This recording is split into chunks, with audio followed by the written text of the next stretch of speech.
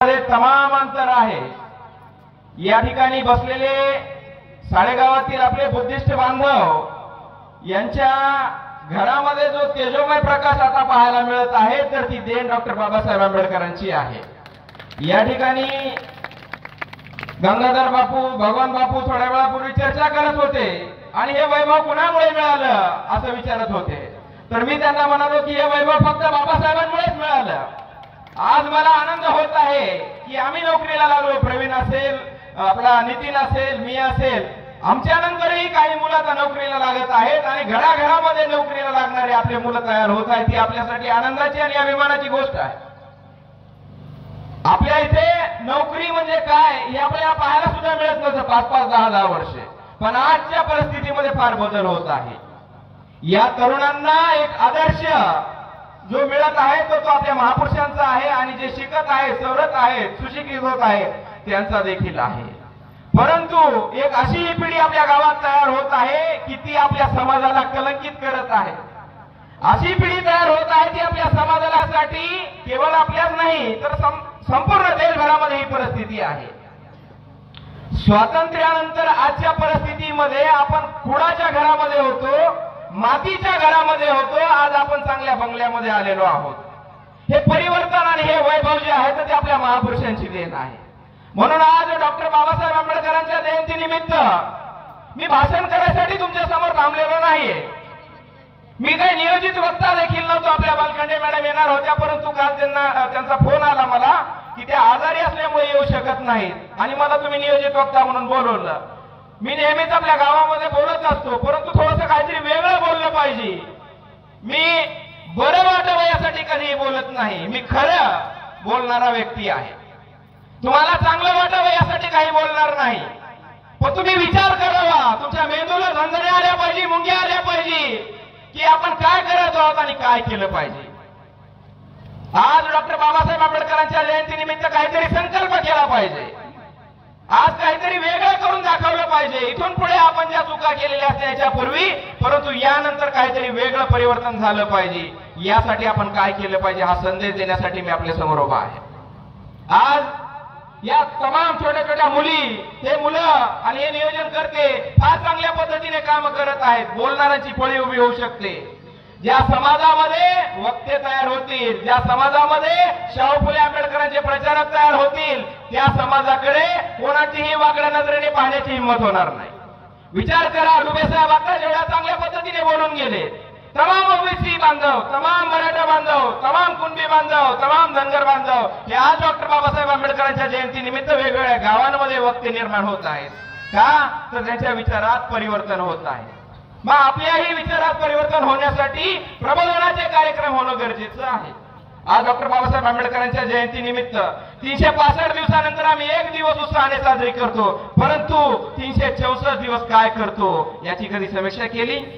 364 दिवस काय करतोय आमचा समाज, काय करतोय आम्ही तेच रडगाणं गातोय, आम्ही गरीब आहोत, आम्ही अन्यायग्रस्त आहोत, असं आहे, शेतात जाणं हे ते। परंतु या समाजाला गुलामीतून मुक्तीसाठी काय करावं, या समाजाचा उद्धार करण्यासाठी काय करावं? केवळ स्टेटस लावल्याने, केवळ फेसबुकला, व्हॉट्सअपला फोटो ठेवल्याने परिवर्तन होणार आहे का? नाही। ज्या लोकांच्या विचारात परिवर्तन होतंय, लक्षात ठेवा, ज्या लोकांच्या मेंदूमध्ये, विचारामध्ये परिवर्तन होतंय त्यांच्या आचरणामध्ये देखील परिवर्तन होत असतंय। तुम्ही कसे वागता, तुम्ही कसे बोलता, ती मुलगी फार सुंदर बोलली की आज जे काय कोटामध्ये आहोत ते बाबासाहेबांची देण आहे।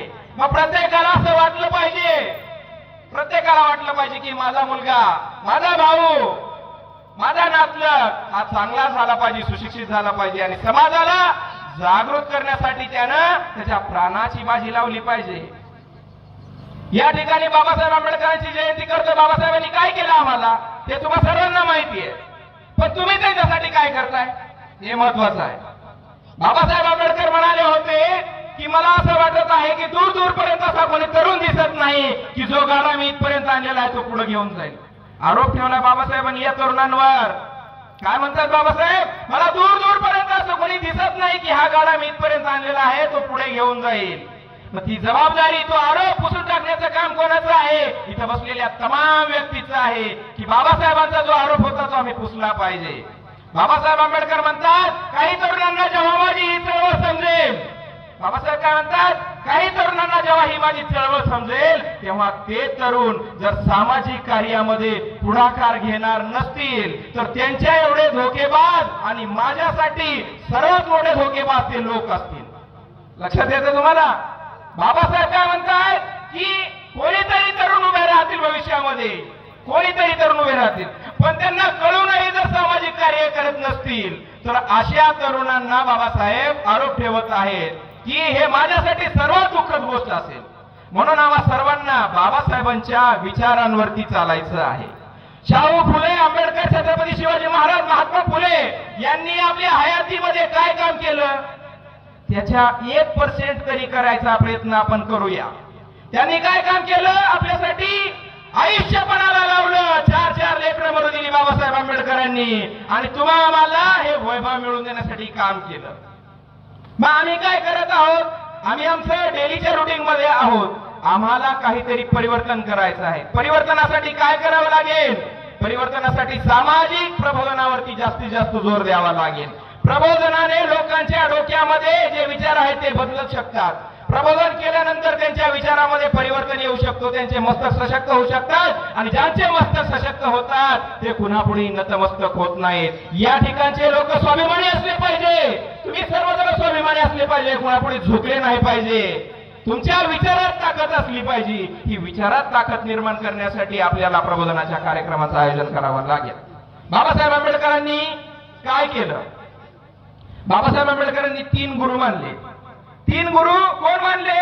तुम्ही सर्वजण इथे बसलेले 90% आजच्या डेटला सुशिक्षित आहेत, म्हणजे काही ना काहीतरी शिकलेले आहेत असं आपण मानू. बाबासाहेब आंबेडकर जगातला विद्वान व्यक्ती, ज्यानं विश्वविद्याभूषित वेगवेगळ्या भाषांचा अभ्यास, जगभरामध्ये ज्या व्यक्तीचं नाव 100 वर्षामधला तरुण, ज्याचं नाव नॉलेज ऑफ सिमोर म्हणून घेतलं जातं, जगातला तज्ञ, जगातला हुशार व्यक्ती, त्यानं 3 गुरु मानले. एक तथागत गौतम बुद्ध.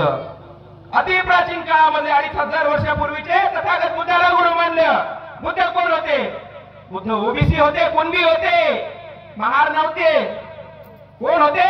महार नव्हते. बुद्ध कोण होते? ओबीसी होते, कुणबी होते. बाबासाहेबांनी दुसरे गुरु मानले आधुनिक भारतामध्ये, मध्ययुगीन भारतामध्ये. मध्ययुगीन भारतामध्ये संत कबीरांना गुरु मानलं. संत कबीर हे उत्तर भारतातले होते, ते सुद्धा अशिक्षित होते, अडाणी होते. गौतम बुद्ध सुद्धा अशिक्षित होते, अडाणी होते. आणि तिसरे गुरु मानले आधुनिक भारतामधले, जे महात्मा फुलेंचा आपण फोटो समोर पाहत आहोत, हे आधुनिक गुरु. ते कोण होते? जातीने माळी होते. ते कोण होते? ओबीसी होते. ते सुशिक्षित होते का? ते फक्त 7वी शिक्षण शिकलेले होते.